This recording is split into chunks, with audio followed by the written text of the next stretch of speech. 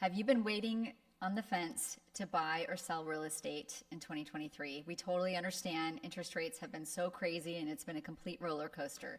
As we head into 2024, we're here to bring you our insights on things that you should be considering. That one of the biggest factors with our real estate market in the last few years has been with interest rates. We've been on a roller coaster. We had record low interest rates due to COVID. And then the last year and a half, we've been trying to harness inflation. And it certainly hit our real estate market in Arizona as well as the Sedona Verde Valley. And I know, Paul, you have some really kind of great thoughts on what you have seen and what your predictions are. So maybe you can just tell us a little bit about that. So back in November, well, let's go before that. During COVID, we had the lowest rates we'll see in our lifetime. We'll never see that again unless we have another epidemic. That just will never happen. So basically we had 9 rate increases, I think 9 last year, that drove rates to 8%. And that definitely stopped inflation, which was good. And that was their intent. But it also slowed real estate way, way, way down. A lot of people wouldn't get out of their low rate mortgages. They didn't want to move up. Buyers couldn't qualify for the higher rates. Basically in November, end of November, they had a Fed meeting that said they're not going to raise rates anymore. And they didn't say they were going to lower rates, but they kind of alluded to it. And just based on just that alluding to it, the rates dropped a full point in the last 30 days. They went from about 7.6 to 6.6, and they're falling from what I'm seeing. So things are, looking much better. Typically in the, election year, they will lower rates before the election. So if they can get down, from 6.5 down to like high fives, which I think they will. Barbara Corcoran, the shark that everyone knows, said that, you put a 5 in front of the interest rate, even if it's 5.9, that spurs the market. It does. People will start qualifying. They'll start buying. The whole market sentiment will change. Interestingly, though, I remember last year, right about this time, interest rates were sitting below 6.5% going into 2023, and it did start to spur the market a little bit. So right now, as it's sitting at 6.5, I don't think that we're quite there yet, like what you're saying. But even if we go to about 6.3, like where we were last year, it definitely started to create a little bit more movement in the market. Yep, more people qualify. And it just spurs people. People like to, they're excited. They'll borrow money and go in debt. Low 6s, high 5s, which are historically low rates. Like I said, we'll never see the 2.9 COVID unless we go have a huge war or have another epidemic or something. So completely agree with that. I believe, in my opinion, that a lot of the cash buyers that have been sitting on the fence have been waiting for this market to crash so that they could go in and get a better buy. And that's one thing that we haven't seen because so many people did take advantage of these low interest rates and did not want to sell. And so we don't have a lot of inventory on the market, and the inventory that we do have on the market, it is still creating, in some cases, multiple offers. And so, some of these cash buyers, when I went back and analyzed what's happened in the last year, you still have some cash buyers that are paying full price and over list price. And so, thinking that these cash buyers are going to come in and wait for the bottom to fall out, I think we already saw that. Yeah, I think we saw the worst of the market. Up until about a month or two ago, before that Fed meeting in November, all the consensus was that 2024 would be terrible. It was going to be the worst. We were going to hit bottom. It was going to get much worse, and this would be a terrible year. That all changed after that meeting. Now they're thinking it's going to be a soft landing, that we're going to get, it's not going to be a recession, that things are going to turn around this year. The other point I want to make is that when you buy real estate or stocks or commodities, typically markets don't just go up and down like a straight line. They go 2 steps forward, 1 step back. So in stock market, they call buying in the dip. You could say it in real estate too. But when it pulls back like that, which is right now, that's a good time to buy before it takes 2 more steps up, which if rates go down this year like that's what's going to happen. The buyers are going to come out. Things are going to look good. There's still a shortage of supply, like Shannon said, and the demand is there, and that's just going to drive prices up. and you're going to regret not buying now if you wait a year. I mean, and the other thing about interest rates, you don't have to wait till the rates go down to 5.9 or 6%. You know, you can finance now and buy the rate down, or you can refi. You know, when the market gets better in a year, you know, when the rates come down, you can always refinance if rates come down much farther. So, like Paul mentioned, the Feds are going to be meeting again at the end of January. And I kind of agree with what you said, in that now is going to be an optimal time to pull the trigger, because in Arizona, we are about to go into what we call season. Season is, you know, in the spring, where we have a lot of snowbirds coming in and a lot of people coming in to visit the state, and they get that itch to buy property here. And it creates more of a buying frenzy. So if interest rates start to go down and we've got a lot of people here buying in season, that's going to create more multiple offers.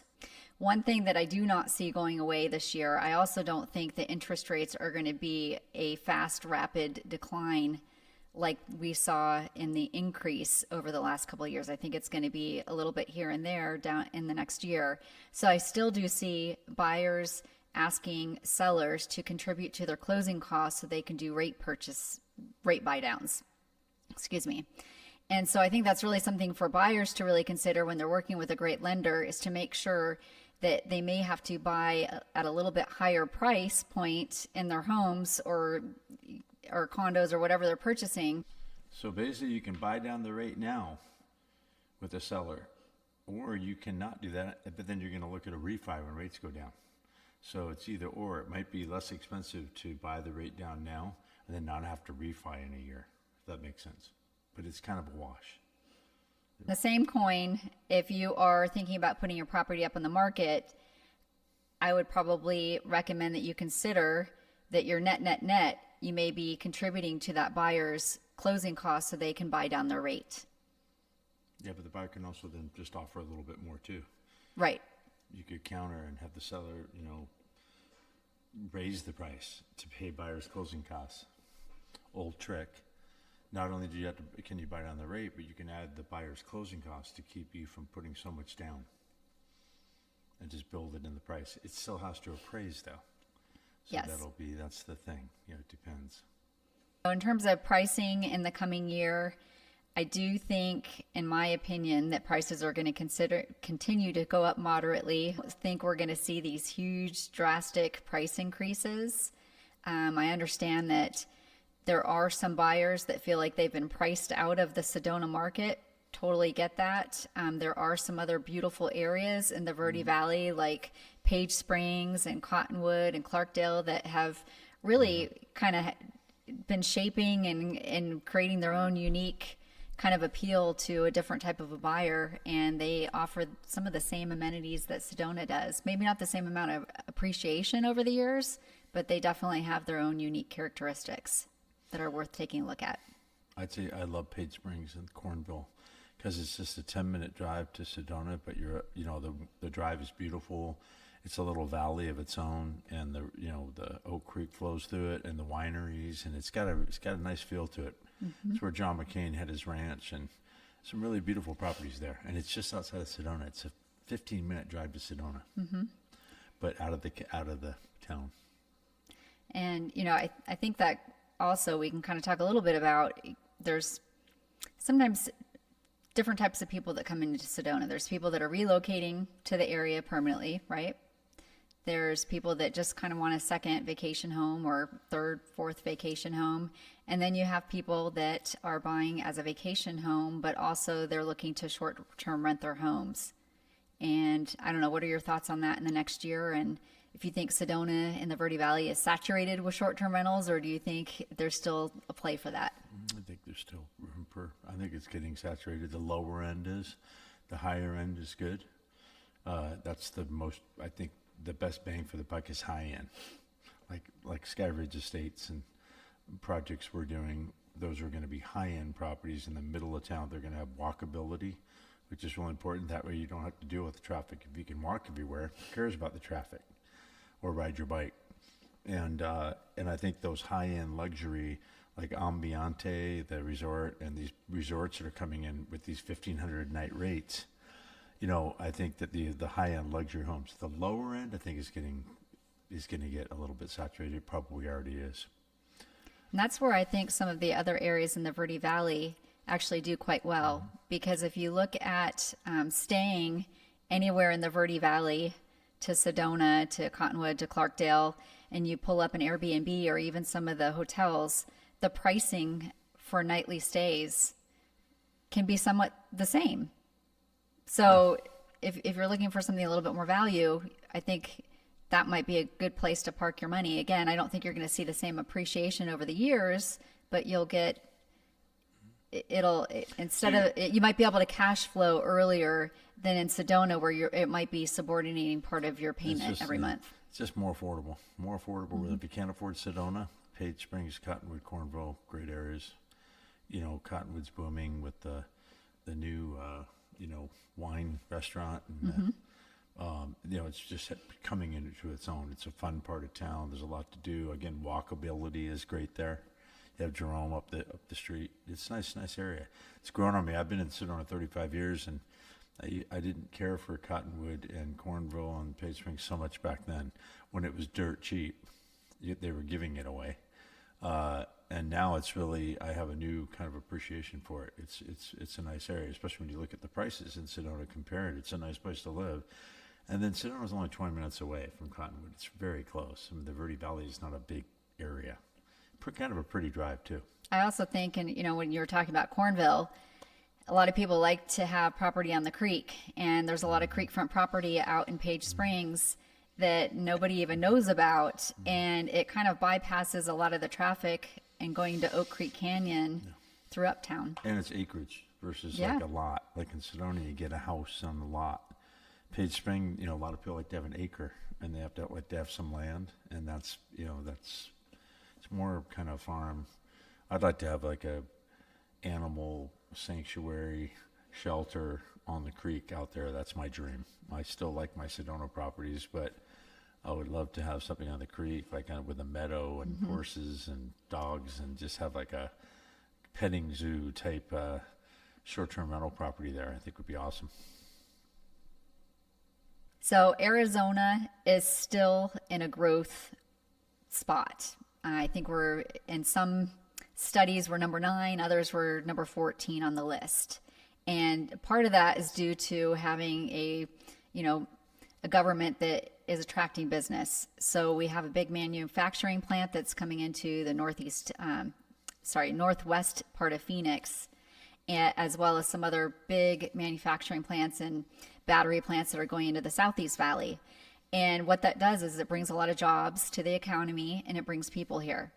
And when people come here, they look at the Verde Valley as being kind of a segment to them where they can go to, and if they want to have a vacation home. And I continue to see the Verde Valley being a strong place for growth, and whether we like it or not, I think it's here. And so, looking at how that gets adapted into this environment, we have seen the city of Sedona going in and putting multi-million dollars into different road projects that are occurring right now, and it's causing a lot of backup and congestion, and it's not fun to drive through it, but we're also seeing that in the valley as well. And so, again, whether we like how they're going in and adapting to these changes, it's happening. And so there is multi-million dollars that's being, developed right here in Sedona. There are some other resorts that are on the burner that they have gone into. I think it's up on Schnebly Hill, as well as 89A right across from Whole Foods, that there are developers that would like to go in and create some very high-end luxury resorts. They're created. They just have to go through city council. Okay, thank you. The developers already bought the land. The plans have already been devised. They're just going to have to go in front of the city. And Paul also has his Skyridge Estates.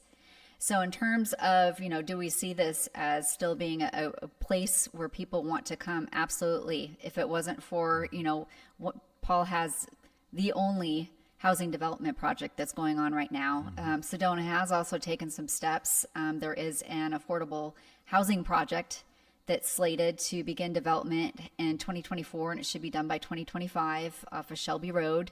And then we've got these high-end resorts that are slated to come in. So yes, I think it's absolutely a place that is still where people want to be. Agreed. It's a good investment. So just to sum things up, we do think this year 2024 coming up is going to be a good time to buy. I think that, rather than have this flat 5% increase market with, not a lot of inventory, not a lot of action, I think that, the lower rates are going to stimulate buyers and sellers both. The whole market in general is going to change. And I do think, like I said, it's a good time to buy in the dip. I think it's there. I don't think a recession's coming. I don't think anybody does now. So those of you waiting around for prices to come down, it's not going to happen. They're at their lowest right now. So it may be harder to find those deals in 6 or 8 months when rates come down more. So anyway, what about you, Shannon? What do you think? I would completely agree with your assessment. And I do think it's a good time to buy. I think right now, if you're a buyer, I would buy now before interest rates go too much lower. Otherwise, I think it's really going to stimulate a lot of action in the market and the prices might go up a little bit more. So buy now before it goes up too high. We would love to hear your thoughts in the comments. Please reach out. We would love to connect with you and just chat about the market. If you have any questions, real estate needs, if you'd like to hear more about Skyridge or any other part of real estate in the Arizona market, we do work within the Sedona Verde Valley as well as the Scottsdale Phoenix metro area.